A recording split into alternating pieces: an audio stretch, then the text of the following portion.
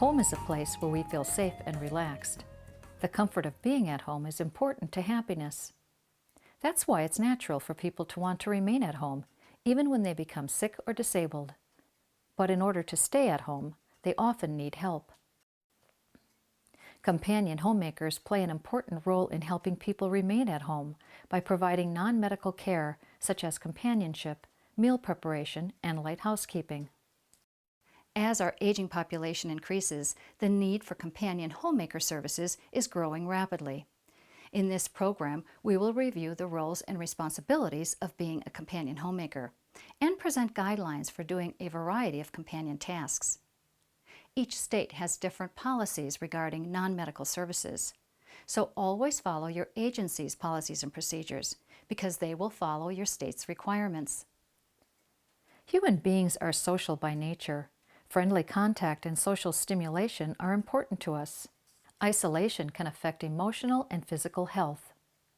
Your presence can make a positive difference in your client's life. You can provide the kind of warm human contact necessary for well-being, whether you're chatting in the kitchen, playing cards, or listening to music. Home is a very private place.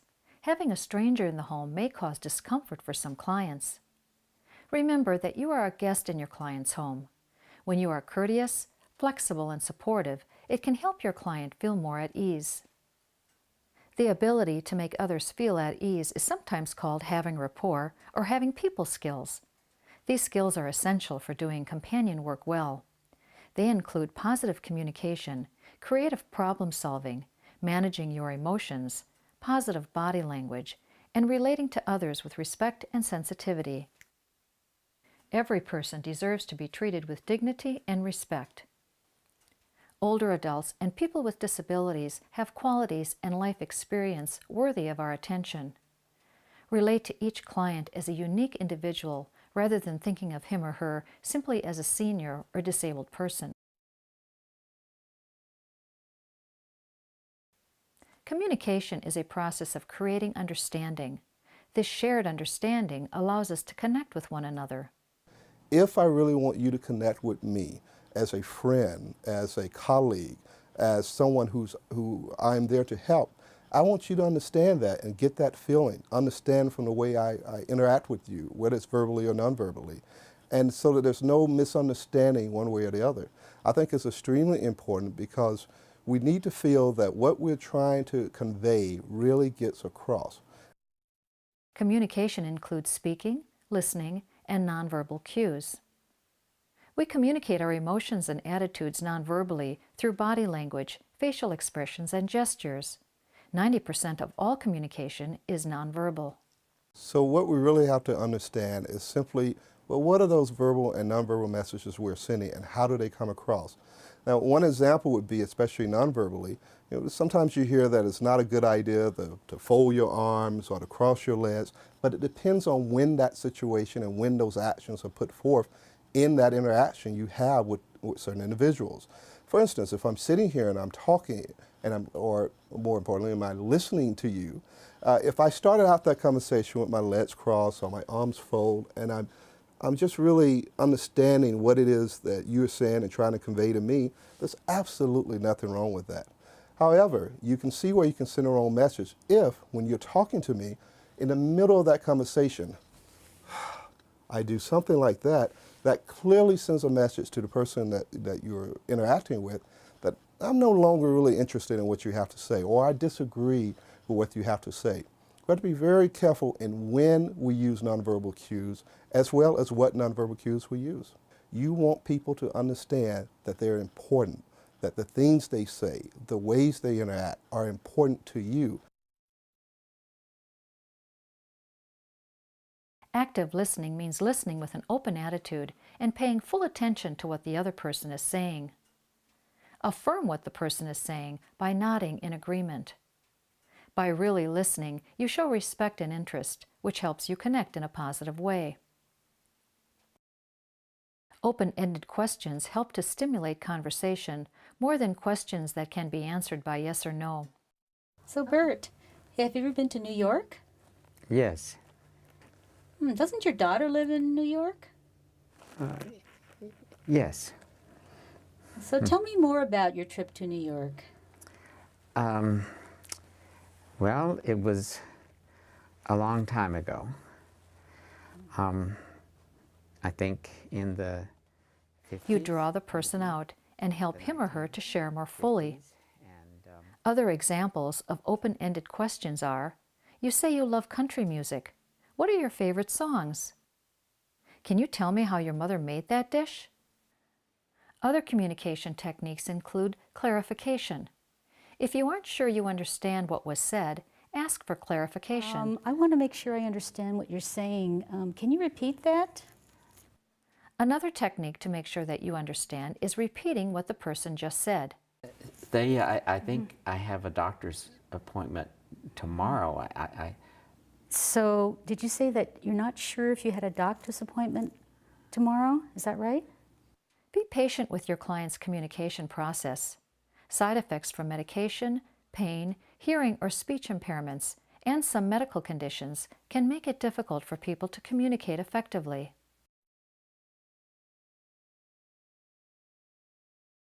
One of the most important things in working with older people is not bringing ageist attitudes to our work and relationships with them. Ageist attitudes are really stereotypes in our society about older people that really are not true for everybody. And it's so important that when we're working with one individual that we are focused on that person and not have stereotypes color our work with that individual. Many stereotypes exist. Perhaps number one is that all older people are senile.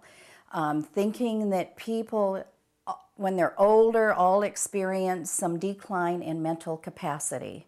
Other stereotypes are that older adults are useless and really do not contribute to their family and community. Yet we know many older adults are very involved in their communities. In fact, talking about families, we have many older adults that are actual parents to their grandchildren. A common stereotype is that older people are sexless, that they aren't interested in intimacy or sexual involvement, and yet we know that as people age, the need, the feelings in terms of intimacy and sexuality do not die. As one older gentleman told me, he says the fires are still burning, and he was 93. Another common stereotype is that people as they age tend to get irritable, grouchy, and are not fun to be around. There are some older adults who are maybe more difficult to be around and are irritable, but there's usually some underlying factors. Perhaps they're in a lot of pain, they're dealing with multiple health issues, or sometimes they may be just depressed. But aging itself does not result in greater irritability and grouchiness. Ethics and integrity refer to doing what is right or correct, even when it is difficult. Ethical behavior means being honest and respectful. Causing any harm to your client, such as taking his or her money, speaking harshly, or having sexual contact, is not ethical behavior and may lead to criminal charges. Integrity and ethical behavior are very important in companion homemaker care. Some examples of integrity are not speaking to others about your client's personal information, reliability, doing what you say you will do, telling the truth, protecting your client's property, and admitting mistakes. As a companion homemaker, you have access to private information about your client. All client information such as financial, medical, or personal information should be kept confidential or private. In other words, do not speak about your client to friends, family, or other clients. The only time that it is appropriate to share client information is with the client's healthcare professionals, your agency supervisor, or the family member who serves as the primary caregiver. Being dependable is also important. Your client relies upon you to arrive on time and do the assigned tasks well. In order to do a good job as a companion, you must be alert and emotionally balanced. The use of alcohol or drugs before or during work could put your client or yourself in danger and can result in you losing your job. Keep an accurate record of the hours you work and follow your agency's policy on reporting your hours. In your companion work, you will come into contact with people from many cultures and ethnic groups. It's important to recognize cultural differences and to respect them. Each culture and ethnic group has its own unique style of dressing, diet, and beliefs about health, family, and religion. Social customs differ too. In some cultures, for example, shoes are taken off before entering the home. Entering the home with shoes on would be considered very rude. That is only one example of how customs differ in various cultures. When you enter the home of someone from another culture, speak in a polite manner. Ask your client or a family member about what is culturally appropriate to them. That is the best way to learn. Do not touch objects in the home without permission. The way you present yourself through your clothing and posture gives others information and impressions about you. It is another form of communication. Be sure to maintain good hygiene in order to eliminate body odor or bad breath. Fingernails should be kept short. Dressing professionally in neat, clean, modest clothing shows that you respect yourself, your clients, and the work you do. Clothing should be comfortable and easy to move in. Low-cut tank tops, tight pants, shorts, or other revealing clothing is not appropriate to wear to work. Keep your makeup and jewelry simple.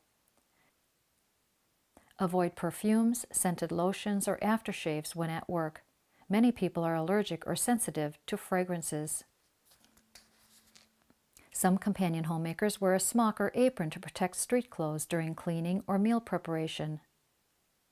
Flat shoes with non-skid soles are best for safety and comfort. Tobacco use should be limited to breaks. Never smoke in the client's home.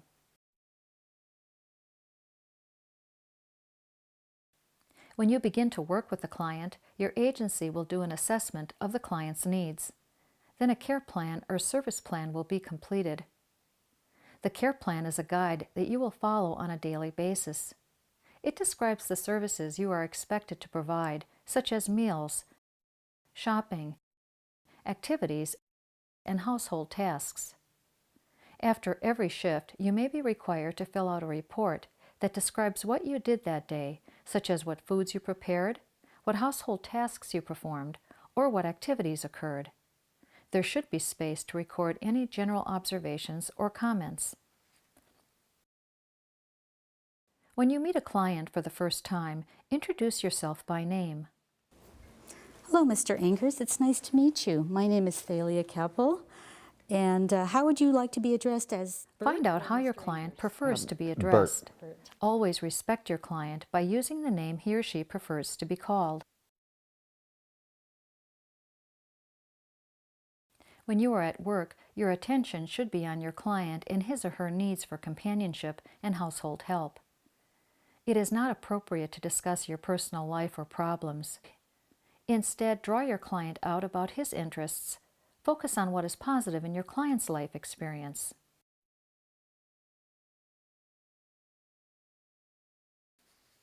Personal phone calls and other personal business should occur only when you are on breaks or finished with your workday. Do not use your client's phone for personal calls. If your agency offers transportation services for their clients, you must follow their policies. If you transport your client in your car, you must have a valid driver's license, a clean driving record, and an operational car with properly installed seat belts. If you are permitted to use the client's vehicle, your use should be covered on his or her insurance policy. Make sure that you and your client are always wearing seat belts. Do not leave your client in the car unattended if your client is confused or temperatures are extreme. Your job may include going with your client to medical appointments or other events. Remember to be professional at all times. Find out what your client expects of you during the outing. When you understand exactly what is required, it eliminates guesswork. Do you want me to drop you off in front of the building, or do you want us to walk up together? Um, walk up together. Okay. Okay.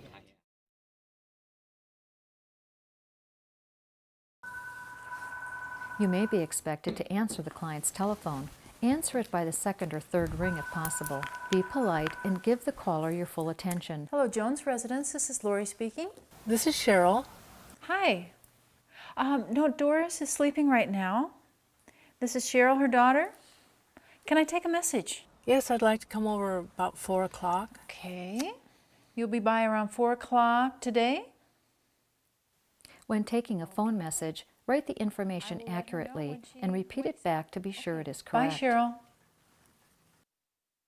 When a visitor comes to spend time with your client, provide privacy for their visit by working in another room, but remain accessible if your client calls for you. Clients who are isolated and lonely sometimes grow very close to their companion. They may view the companion as a best friend or part of the family. This can become a problem if the client makes requests that go beyond your role. For instance, the client may ask you to give advice about family disputes, wills, health, or other personal matters. If your client tries to put you in the role of an advisor or asks you to do things that are not part of your duties, then firmly but politely say no. Report these requests to your supervisor. He or she may be able to assist your client in obtaining those services elsewhere.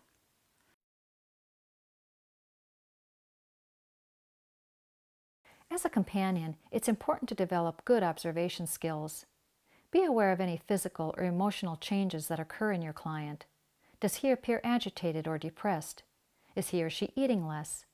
Report your observations to your supervisor and follow his or her guidelines. It's always better to report an observation, even if you're unsure of its importance, rather than risk your client's well-being by not reporting it. Record your observation in your daily report. It is important to be prepared in case your client has a medical emergency. Make sure that emergency information is posted by the telephone. The list should include the proper emergency number in your area. In most areas, that number is 911. The physician's name and phone number, pharmacy number, the number of a relative or neighbor, the house address, and the name and number of your agency supervisor. Always follow your agency's policy for handling emergencies. One emergency that requires immediate attention is a heart attack. Be aware of the signs and symptoms of a heart attack. They include chest pain, pain that radiates within the shoulder, neck, or arms, dizziness, sweating, nausea, and difficulty breathing.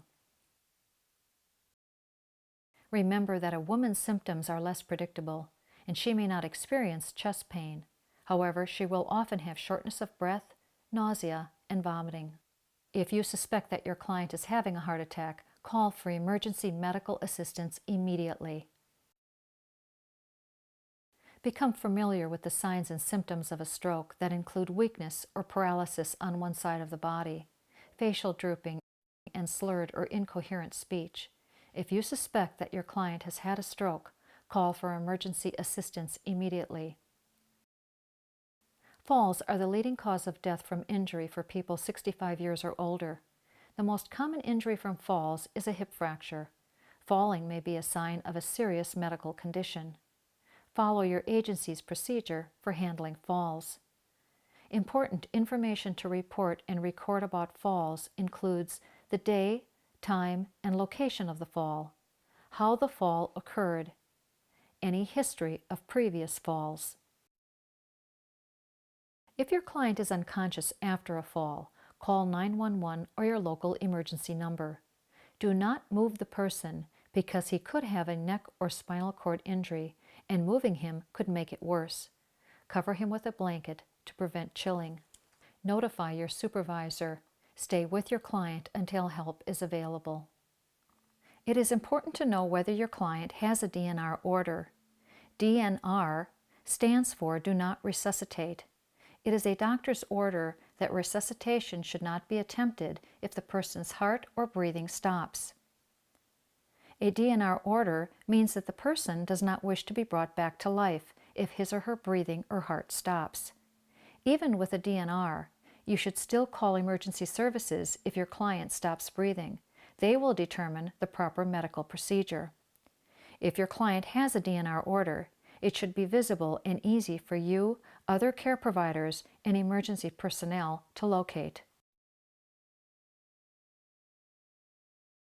Older people are more vulnerable to fires and natural disasters because of reduced mobility, hearing, or other impairments. It is estimated that 75% of older people who die in home fires did not have working smoke alarms. Working smoke alarms provide early warning of fire and are especially important for older people. A safety checklist of the client's home should include monthly testing of the smoke alarms. In an emergency, follow your agency's plan for moving your client to safety or for another staff member to replace you. If you cannot contact the agency because of power outage or problems, listen to a battery-operated radio for emergency information. Stay with your client until help arrives or until your client has been moved to a shelter where he or she is physically stable and secure. Leaving your client in an unsafe situation during an emergency is considered abandonment or desertion. Don't leave a confused client alone at an emergency shelter. He or she will continue to need one-on-one care. By the time a person needs homemaker companion services, he or she will have experienced many difficult losses. They may be grieving for their loved ones who have passed away, or for the decline of their physical strength and capabilities. Older people long for a meaningful connection with others when their world shrinks to only the rooms they live in. As a companion homemaker, you help your clients remain in the comfort of their own homes. On a deeper level, your presence expands their world.